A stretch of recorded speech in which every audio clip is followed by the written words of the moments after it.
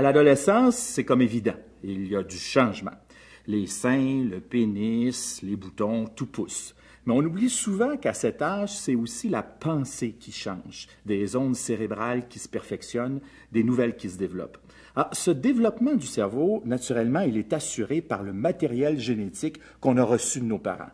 Mais étonnamment, ce n'est pas simplement les gènes qui vont aboutir à une personne, c'est aussi l'influence de l'environnement sur l'expression de ces mêmes gènes-là. Donc, les relations affectives, la nutrition, etc. Tout cela, l'inné et l'acquis, va contribuer au développement cérébral ultime et au développement de la personne. L'être humain possède à peine quelques milliers de gènes de plus que le ver de terre. C'est donc, en plus des gènes, grâce à l'affection, à la protection et à la disponibilité d'un père, d'une mère, des éducateurs et des amis que le cerveau va se façonner autrement pour devenir une personne un tant soit peu différente du ver de terre. C'est grâce à leurs dendrites, à leurs synapses et à leur corps cellulaire qu'on appelle l'axone, ainsi que grâce aux neuromédiateurs cérébraux, les hormones du cerveau en quelque sorte, que les cellules cérébrales vont communiquer les unes avec les autres. Ça peut paraître surprenant, mais à la naissance, on est avec trop de cellules dans notre cerveau. Et le travail de l'environnement sur le cerveau est de détruire en fait les neurones en trop, ceux en fait qui ne vont pas se servir, en plus de construire de nouveaux neurones qui vont, eux, bien nous servir. Il y a des âges où notre tête est plus malléable que d'autres, mais on peut retenir que c'est surtout durant les 24 premières années de la vie que l'influence de l'environnement sur notre cerveau va se faire sentir. Incroyablement actif entre 0 et 3 ans, très actif entre 3 ans et 6 ans, c'est encore absolument extraordinaire ce qu'un cerveau peut produire de neuf entre l'âge de 6 à 11 ans. C'est le meilleur âge naturellement pour prendre le goût de l'école, pour apprendre une langue seconde ou de se voir transférer des valeurs solides par des adultes qu'on aime. 9-11 ans, c'est un bon âge pour un pédiatre pour évaluer les acquis et les manques d'un enfant. Par la suite, 10, 11, 12, 13 ans, le cerveau continue de se développer. D'ailleurs, il va continuer de se développer beaucoup jusqu'à l'âge de 24 ans, mais il va fabriquer de moins en moins de nouveaux neurones. Il va continuer de faire de l'élagage neuronal, donc de se débarrasser des courts-circuits, si je puis dire. Déjà, entre 10 et 15 ans, la pensée est différente.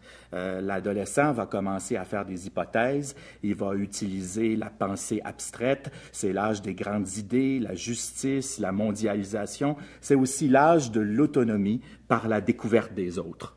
De la fin de l'adolescence jusqu'à 20-24 ans, en plus de l'expérience qu'on acquiert, on devient plus créatif, plus vif, plus capable de réflexion de haut niveau.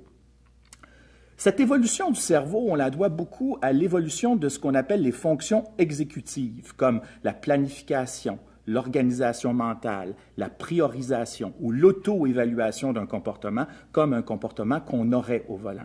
Ce qui fait que l'ado ou le jeune adulte est de mieux en mieux capable de prioriser un comportement plutôt qu'un autre et devient moins impulsif aussi.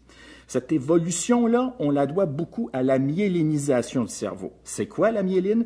C'est une protéine blanche qui vient entourer donc les axones, les cellules cérébrales, pour permettre à l'influx nerveux de parcourir plus rapidement l'axone. Ce qui fait qu'au bout du compte, la personne devient plus efficace, plus efficiente et aussi plus capable d'un meilleur jugement au volant.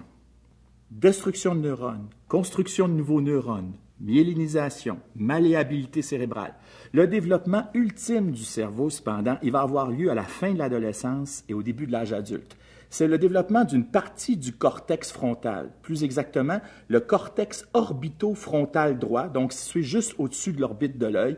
Cette portion-là du cerveau va assurer le lien entre le cerveau intelligent et le cerveau des émotions. C'est en quelque sorte le début de l'empathie. Il y a deux sortes d'empathie, l'empathie affective et l'empathie cognitive.